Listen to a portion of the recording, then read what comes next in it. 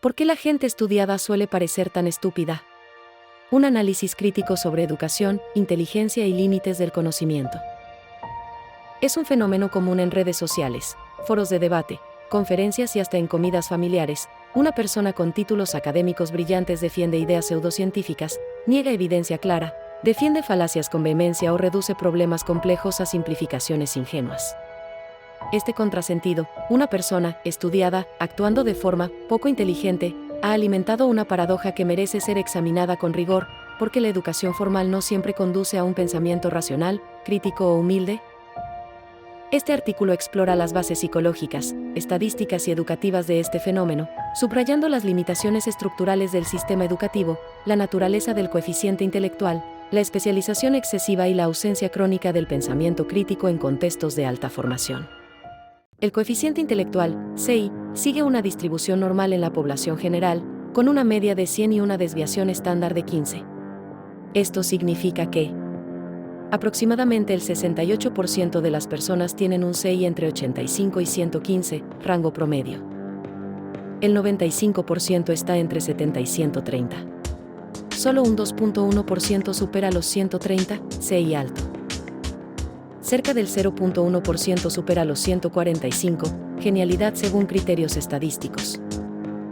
Estos datos revelan una realidad incómoda. La mayoría de las personas con títulos universitarios no son excepcionalmente inteligentes en términos de CI. El acceso a la educación superior no requiere un CI alto, sino cumplimiento de requisitos académicos básicos, lo que significa que muchos graduados están dentro del rango promedio de inteligencia general. Nivel educativo, más títulos, más sabiduría. Según datos globales de la UNESCO y la OCDE, la distribución del nivel educativo en adultos, 25+, es aproximadamente, sin educación formal o primaria incompleta, 15%. Educación primaria completa, 25%. Educación secundaria completa, 35%. Educación terciaria, 20%. Posgrados, 5%. Esto implica que solo 1 de cada 20 adultos tiene un posgrado. Sin embargo, tener un título de posgrado no garantiza superioridad cognitiva ni pensamiento crítico. La educación moderna premia la memorización, la especialización temática y el cumplimiento burocrático, no necesariamente la capacidad de razonar fuera del paradigma disciplinario.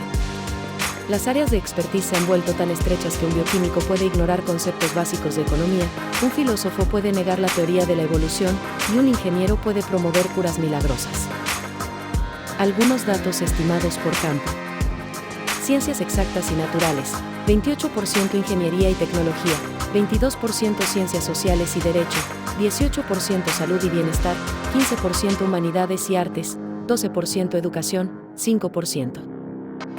Este desbalance refleja una formación vertical, no horizontal. Como resultado, muchos expertos son analfabetos funcionales en lógica, epistemología o ciencia básica fuera de su disciplina. Un médico puede entender estadísticas clínicas, pero no comprender por qué la regresión a la media invalida muchas supuestas curas milagrosas. El pensamiento crítico no es una asignatura central en la mayoría de los planes de estudio universitarios, excepto en filosofía, lógica o metodología de la ciencia. Como resultado, muchas personas con altos títulos confunden opinión con argumento. No reconocen falacias en su propio discurso. Sobrevaloran la autoridad frente a la evidencia. Ignoran el papel de los sesgos cognitivos. Esto se agrava cuando la autoestima profesional se asocia al dogmatismo y se interpreta el cuestionamiento como un ataque personal. Aquí entra el efecto Dunning-Kruger. Personas con baja competencia en un área tienden a sobreestimar su conocimiento, mientras que los verdaderamente competentes son más propensos a reconocer sus límites. Un físico cuántico puede reconocer que no entiende la fenomenología de Hegel, pero un politólogo sin formación científica puede opinar con total confianza sobre genética o clima. ¿Por qué? Porque el sistema educativo no enseña a identificar los límites del conocimiento propio. Mini diccionario de conceptos lógicos y epistemológicos. Enunciado o proposición que sirve como fundamento para una inferencia.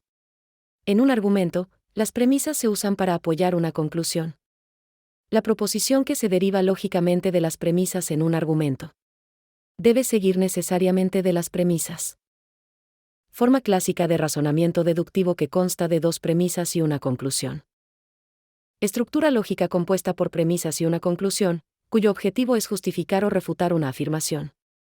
Un argumento es válido si la conclusión se sigue de las premisas, es sólido si además las premisas son verdaderas.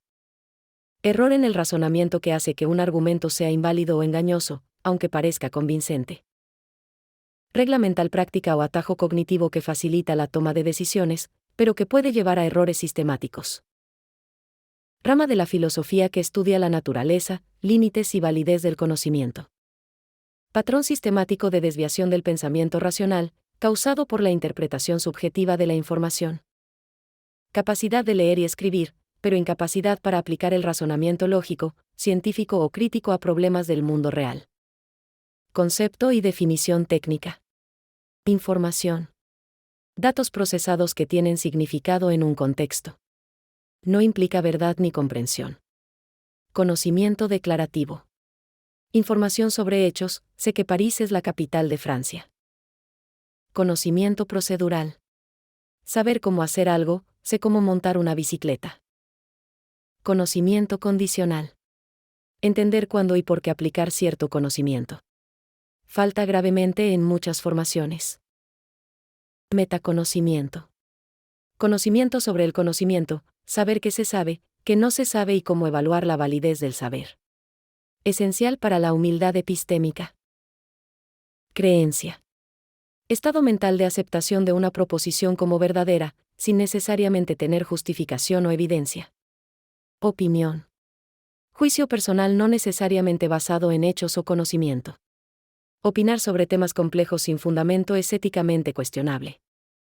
Humildad epistémica. Reconocimiento consciente de las limitaciones del conocimiento propio. Característica de mentes críticas y bien formadas. Un llamado a la responsabilidad intelectual. El problema no es la educación, sino la arrogancia epistémica, la tendencia a hablar con autoridad sobre temas que uno no domina. Una persona con doctorado puede equivocarse tanto como cualquiera si abandona el método científico, ignora evidencia o apela a su título como garantía de verdad. La verdadera inteligencia no se mide por títulos, sino por la capacidad de dudar, aprender, corregirse y reconocer los límites del propio conocimiento. Por eso, el llamado final es claro. Antes de opinar, pregúntate, ¿tengo evidencia? ¿Entiendo los conceptos clave? ¿Estoy confundiendo mi opinión con un argumento? ¿Estoy dentro o fuera de mi dominio de competencia? Hablar sin comprensión no es libertad de expresión, es ruido intelectual. Y en un mundo saturado de desinformación, el silencio informado es más valioso que la opinión arrogante. La estupidez de la gente estudiada no es una contradicción, sino un recordatorio. La educación formal no automatiza el pensamiento crítico, la humildad ni la inteligencia práctica. Solo cuando combinemos conocimiento con conciencia, especialización con curiosidad interdisciplinaria, y títulos con pensamiento lógico, podremos aspirar a una verdadera cultura del entendimiento. ¿Sabes lo que sabes? ¿Y lo que no sabes? Esa es la primera pregunta del conocimiento auténtico.